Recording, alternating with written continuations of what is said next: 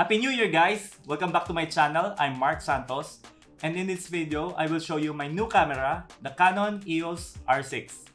It's a new year and a new camera for me, but way back in 2009, I have a Canon 450D, but it only lasted for a year, and suddenly the shutter was broken. Sold it. My wife have a 500D, which is our DSLR since then, and we are not using it that much unless we remember that we have it. Now I present to you my camera, the Canon EOS R6. And these are the specifications that made me decide to get this camera. It has a full-frame sensor with a DGX processor, which is the same processor with Canon's flagship camera, the 1DX Mark III. It has 20.1 megapixel. It may be not that high, but I am printing photos from my 12 megapixel smartphone. And I don't do large-scale prints. Having a limited megapixel would force me to get better with framing because I cannot crop that much. It has ibis or in-body image stabilization, plus a 12 frames per second mechanical and a 20 frames per second silent shutter. Good for shaky hands like me. It also has a dual pixel autofocus. For videos, it has 4K 60 frames per second, and for 1080p, it has 120 frames per second. Now I can experience that smooth slow motion. It has an internal recording of 10-bit 422 when using the C-Log picture profile.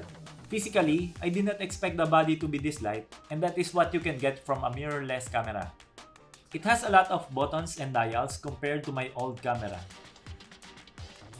It has a microphone and headphone port, a remote port, USB-C and HDMI out. It has a touchscreen with a vari-angle flip screen,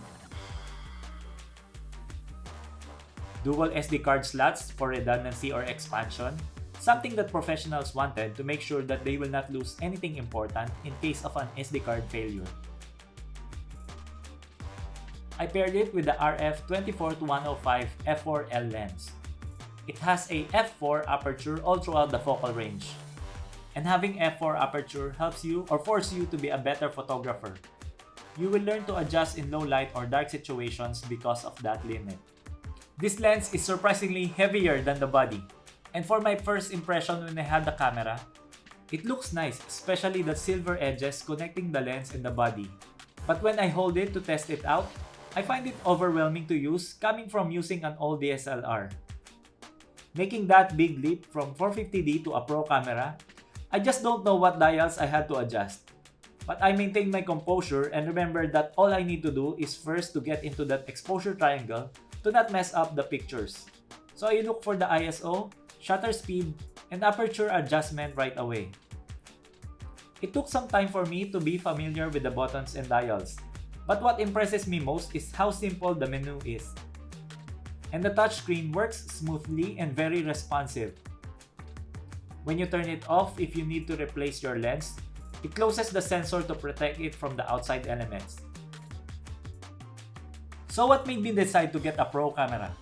I just decided that if I were to get a camera, I made sure that first, it has a value so that if I want to change or upgrade something here, I can get a good value from it. I mentioned before that my original plan was to get the Canon M6 Mark II just for the vlogs. But I decided to have that all-in-one experience from a pro camera this time, not thinking that I don't have this feature or that feature from a camera.